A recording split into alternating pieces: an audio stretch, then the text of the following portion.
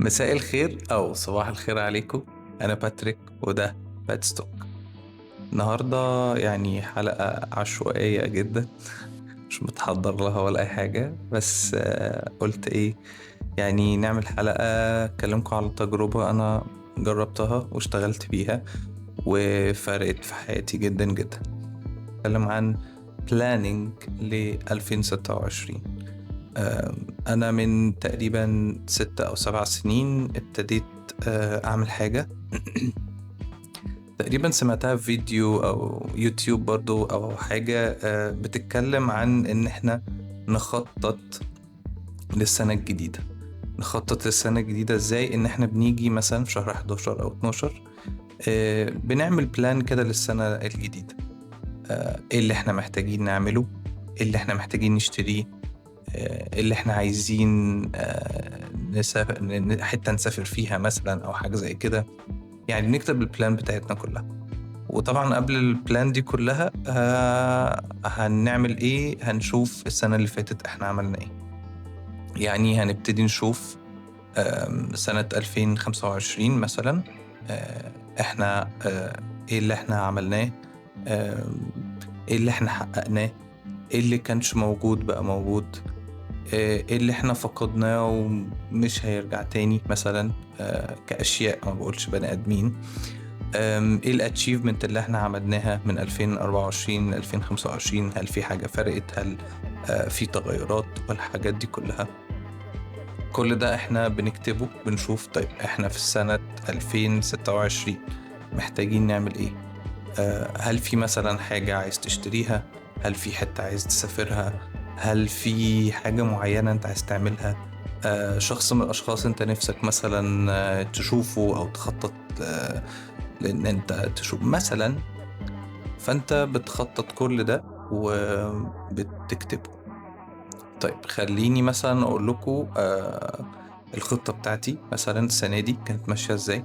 مش هقولها كلها طبعا أكيد. مثلا أنا كنت بخطط السنة دي إن أنا هسافر حتة ما سافرتهاش قبل كده. فأنا سافرت الغردقة.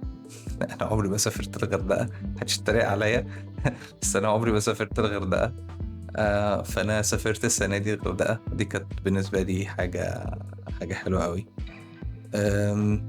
قيس على كده بقى كل حاجة تانية. يعني انت بتكتب انت عايز تعمل ايه بالظبط، او عايز تروح فين، عايز تشتري ايه. يعني عايز تشتري ماوس جديد، عايز تغير اللابتوب بتاعك، عايز تغير الموبايل بتاعك، عايز تشتري كنبة، عايز تشتري حاجة معينة، ترايبود للكاميرا بتاعتك، عايز تشتري اصلا كاميرا جديدة، عايزة تشتري ميك اب، عايزة تشتري هدوم معينة، كوتشي معين سبيشال اديشن مش عارف ايه بتنجان عايزة تشتري.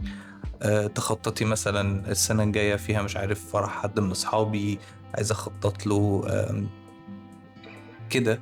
كل الحاجات دي بتكتبها وبتراقب نفسك طول السنة انت وصلت لإيه. طبعا الخطة ما بتمشيش عادي وسهلة ولذيذة وجميلة. بتبقى فيها تحديات كتير، ممكن حاجات كتيرة تتأخر. بس دايما بتبقى ان انت قدامك دايما الخطة اللي انت عاملها. وبعد كده تبتدي واحدة واحدة طول السنة تشوف انا وصلت عملت ده، انا خلصت ده. بس فانا بس جاي اكلمكم على ده. هل خططت للسنة الجديدة بتاعتك؟ حطيت كده بلان ايه اللي هيحصل السنة الجاية؟ عايز تحقق ايه السنة الجاية؟ عايز تاخد كورسز ايه السنة الجاية؟ كل ده. فأنا بقالي 7 سنين على الخطة دي. اتفاجئت من نفسي في أوقات كتيرة إن أنا بأوفر أتشيف، إن أنا بعمل حاجات أكتر من اللي أنا كنت مخططها بكتير. وفي فعلا سنين عدت كانت الدنيا مش حلوة خالص.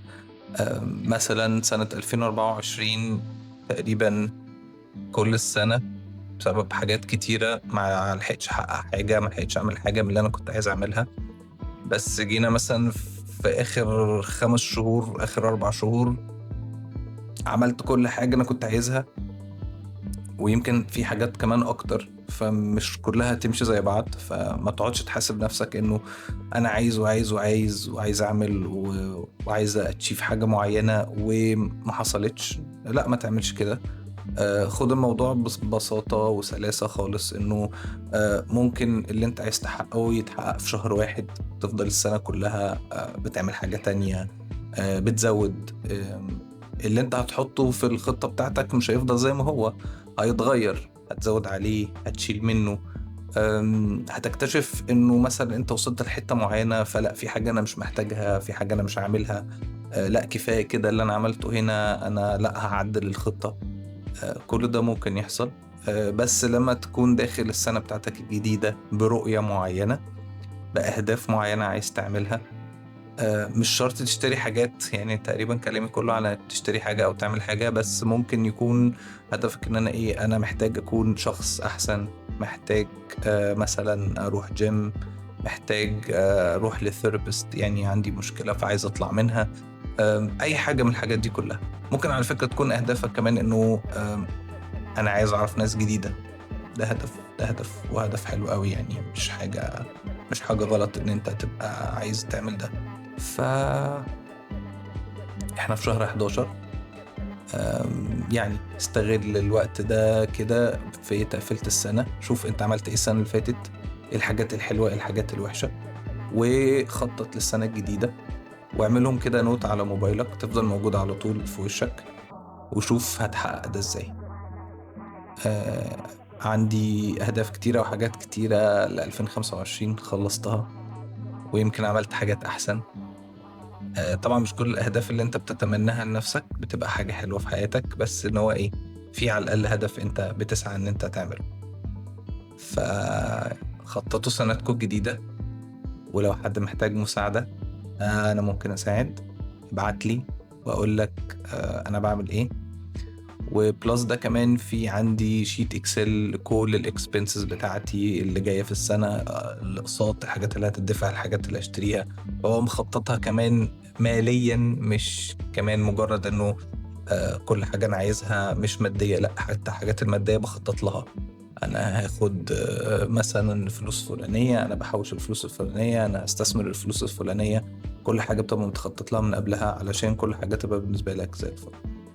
وطبعا يعني توفيق ربنا بيبقى مختلف تماما، بيشوف لك رؤية مختلفة وبيظبط حاجات كتيرة.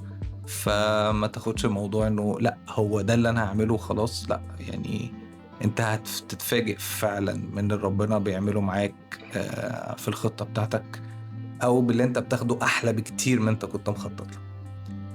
ده كان فيديو النهاردة، حاجة خفيفة عشوائية شوية، مش متخطط لها ولا مكتوب لها اي سكريبت، فممكن تكون حاجات كتيرة طارت من دماغي اصلا وانا بقول، بس حبيت اقول انه ايه، البلاننج للسنة الجديدة، او ان انت تحاسب نفسك على السنة اللي فاتت، دي حاجة مهمة جدا.